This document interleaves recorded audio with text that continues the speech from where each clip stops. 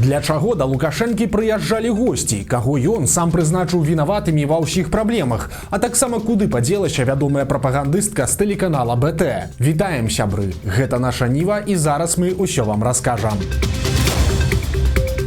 Магчыма, госці Лукашэнкі прыехалі паставіць яго на месца. На учорашняй сустрэчы з кітайскай дэлегацыяй Лукашенко разліваўся салаўём і пра эканоміку, і пра сумесныя праекты, і нават пра другую сусветную вайну.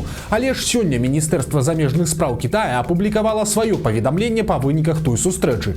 Там таксама ёсць усе дзяржаўныя заявы, але ёсць адзін важны момант, які праігнаравала лукашэнкаўская прэса. Вось ён, цытата кітайскіх чыноўнікаў. Абодва бакі дамовіліся ўмацоўваць супрацоўніцтва па грузавых цягніках Кітай-Еўропа, стварыць механізм супрацоўніцтва па грузавых цягніках Кітай-Еўропа паміж урадамі дзвюх краін, развіваць інфраструктурныя зносіны, а таксама сумесна забяспечваць бяспеку каналаў перавозкі грузавых цягнікоў Кітай-Еўропа. Канец цытаты. Падобна, што менавіта гэтае пытанне стала адным з галоўных, і менавіта для вырашэння яго і прыбыла дэлегацыя ў Мінск, бо для Кітая вельмі важны транзіт сваіх тавараў праз Беларусь у Еўропу, але ж палякі гразяцца закрыць мяжу з беларусамі праз дзеянні Лукашэнкі.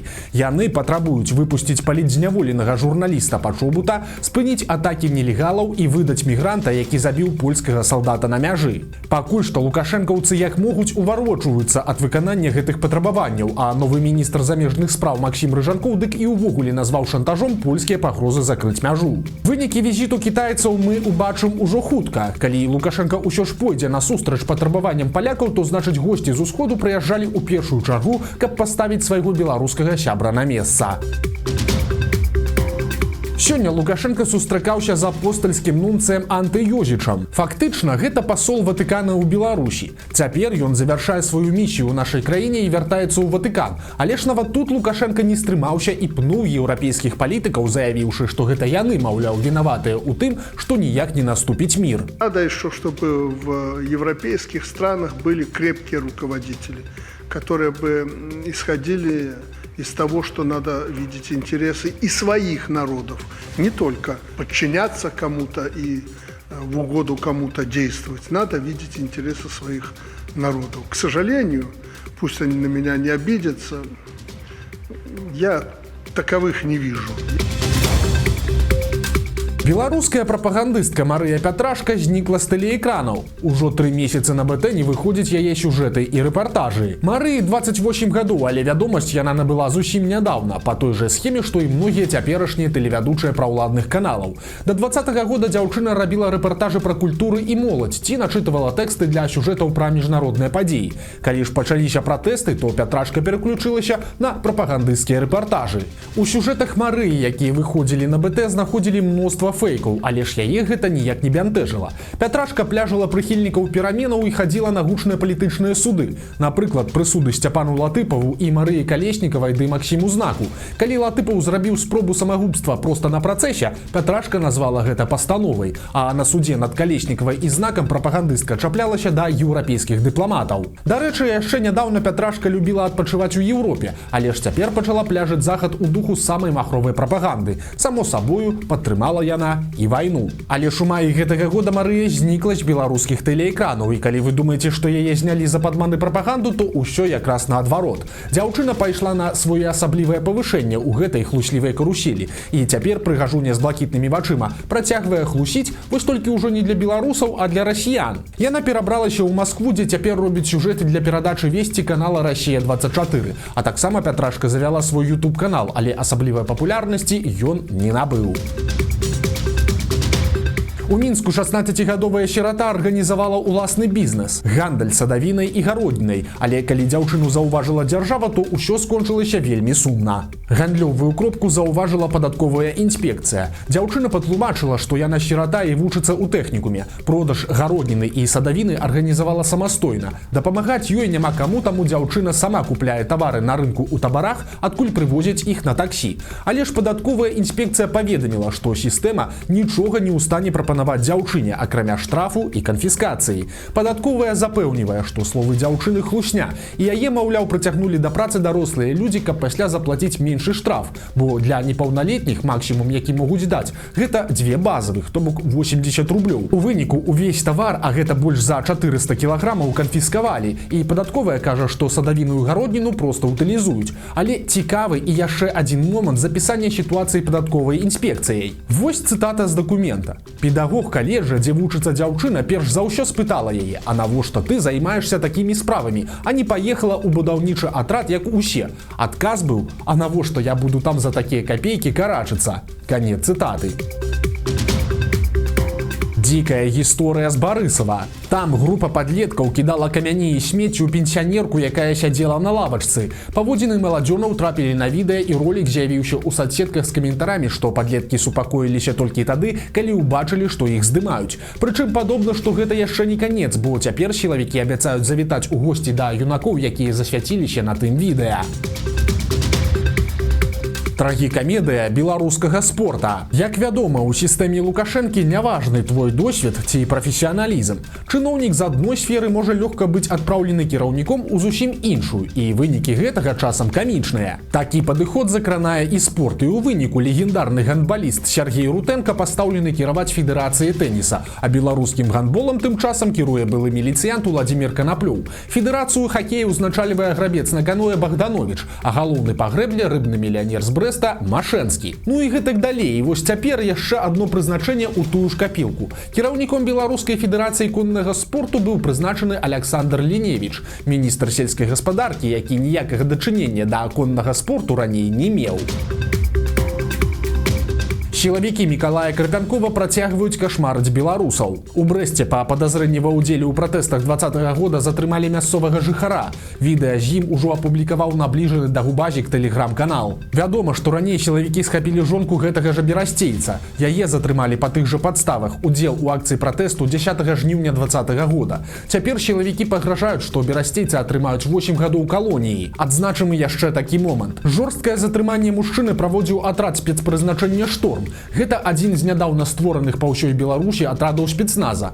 Курыраваў іх стварэнне былы кіраўнік Губазік Мікалай Карпянкоў, які цяпер займае пасаду намесніка міністра ўнутраных спраў. Паведамлялася, што ўсе гэтыя спецатрады, а іх стварылі ажно дзясятак, будуць бараніць беларусаў ад дыверсантаў і крымінальных элементаў. Але пакуль што гэты спецназ заняты тым, што жорстка круціць звычайных людзей за фота з пратэстаў ці не тыя каментары ў інтэрнэце. На волю па памілаванні выйшаў яшчэ адзін палітвязень, былы вайсковец Павел Кучынскі, у якога інваліднасць першай групы і 4-я стадыя раку. Вядома, што на дадзены момант стан мужчыны не вельмі добры. З турэмнай бальніцы яго павезлі проста ў гарадскую, бо Кучынскі захварэў на пнеўманію. Вядома, што у Паўла Кучынскага інваліднасць першай групы. Ён пакутуе на лімфому Ходжкіна ў 4-й стадыі. У 22-м годзе яго прызналі вінаватым у абразе Лукашэнкі, прадстаўніка ўлады, суддзі, а таксама ў пагрозах гвалту да супрацоўніка міліцыі Лукашэнкі. Прычым усе абвінавачванні былі за каментары. Кучынскаму далі 5 гадоў. Пасля скаргі тэрмін скарацілі да 4 гадоў і 9 месяцаў, а таксама яму выпісалі штраф у 3800 рублёў. Але за кратамі стан мужчыны пагаршаўся. У чэрвені стала вядома аб пераводзе Паўла ў рэспубліканскую бальніцу пры СІЗА нумар 1. Каб прадаць сваё, трэба адмяніць льготы для беларусаў. Чыноўнікі прыдумалі новую схему прасоўвання айчыннага тавару. Хутка ў Беларусі з'явіцца свой электрамабіль. Гэта перароблены кітайскі джылі, які будзе называцца BLG. Беларускія чыноўнікі хваляцца, што там будзе 60% беларускай начынкі, а пачаць тэсціраваць навінку абяцаюць ужо ў верасні. Але ж галоўнае пытанне, як і каму яго прадаваць. І тут чыноўнікі вырашылі скарыстацца звыклай схемай. Не развіваць сваё, а проста ускладніць жыццё пакупніку так, каб усё, што ён мог купіць, гэта быў бы беларускі электрамабіль. Цяпер у Беларусі дзейнічаюць льготы на ўвоз электрамабіляў, але ж іх магчыма адменяць, айчыннае электрычнае аўто запусцяць у паўнавартасную вытворчасць, каб беларусы пакупалі BLG, а не нешта там замежнае. Пра гэта паведаміў намеснік гендырэктара Інстытута машынабудавання Беларускай акадэміі навук Александр Бялевіч. Цытата: «Сёння дзейнічае льгота на ўвоз электрамабіля, а за кошт гэтага яны атрымалі набралі папулярнасць і рынок актыўна расце. Калі для абароны ўнутранага вытворцы будзе адменены той же ПДВ, які складае 20% і яшчэ шэраг падаткаў, а на тавар, які увозіцца наадварот пошліна вернецца, як гэта зроблена ў Расіі, то цана адразу стане канкурэнтназдольнай. Канец цытаты. У некалькіх беларускіх універсітэтах і гімназіях адключылі інтэрнэт. Загад аддаў Нацыянальны цэнтр кібербяспекі. Гэта падраздзяленне аператыўна-аналітычнага цэнтра пры прэзідэнце, то бок такія беларускія кіберспецслужбы. Вядома, што ад аператараў электрасувязі запатрабавалі адключыць інтэрнэт у адной з мінскіх гімназій, а таксама ў 2 сталічных і адной рэгіянальнай вышэйшай навучальнай установе. Такое рашэнне было прынята, цытата, пасля з'яўлення прыкмет наяўнасці шкоднаснага праграмнага забеспячэння ў інфармацыйнай інфраструктуры навучальных устаноў. Канец цытаты. Прасцей кажучы, на камп'ютарах заўважылі небяспечныя праграмы ці вірусы. Адзначым таксама, што гэта не першы такі выпадак з моманту прыняцця указа аб кібербяспецы. Паведамляецца, што рашэнне абрубіць інтэрнэт накіраванае на прадухіленне і мінімізацыю наступстваў кібератак. Прасцей кажучы, каб школы і універы не ўзламалі. Саладуха згадвае маладосць. Сёлета спявак святкуе юбілей. Яму споўнілася 65 гадоў, і з гэтай нагоды ён часта з'яўляецца ў прэсе. У чарговым інтэрв'ю Саладуха згадаў свой самы вялікі ганарар у кар'еры. Спявак паведаміў, што ў 98 годзе за 5 дзён зарабіў $70 000. Выступаць трэба было ў загарадным доме яго сябра. Праўда, адбывалася ўсё не ў Беларусі, а ў Маскве. І сябар таксама быў расіянінам. Для разумення, у канцы 90-х гэта сапраўды былі не проста вялікія, а нават шалёныя грошы. На $70 000 у Мінску можна было купіць ажно 4 кватэры, 3 двухпакаёўкі і аднушку. Романтыка замест футбола. Мінскі рэстаран прапануе незвычайную вячэру. Столік на дваіх проста пасярод стадыёна «Дынама». Абяцаюць жывую музыку, цёплыя коўдры і унікальную атмасферу. Праўдападобна, што гэтая прапанова не толькі для адной пары, і побач будуць і іншыя госці. Цана, дарэчы, даволі кусачая – 390 рублёў за столік на дваіх. Беларускія грыбы не перастаюць здзіўляць. Цяпер сям'я з вёскі Крыўск, што ў Смаргонскім раёне, заўважыла ў сябе на ўчастку загадкавыя ці то шары, ці то камяні. Прыгледзеліся, а аказалася, што гэта грыбы. Самы буйны асобнік дасягаў у дыяметры 44 сантыметры. Адразу збіраць ураджай гаспадары не адважыліся, дачакаліся прыезду дзяцей. Тыя пагуглілі трошкі і высветлілі, што сталі шчаслівымі уладальнікамі галавачоў гіганцкіх грыбоў сямейства шампіньёнавых. Акрамя таго, аказалася, што яны бяспечныя і цалкам ядомыя. Сям'я на ўсялякі выпадак пракансультавалася з біёлагам, ну а потым прыгатавала грыбы па рэцэпце з TikTok у смятанным соусе. Кажуць, што па смаку яны нагадвалі курыную грудку.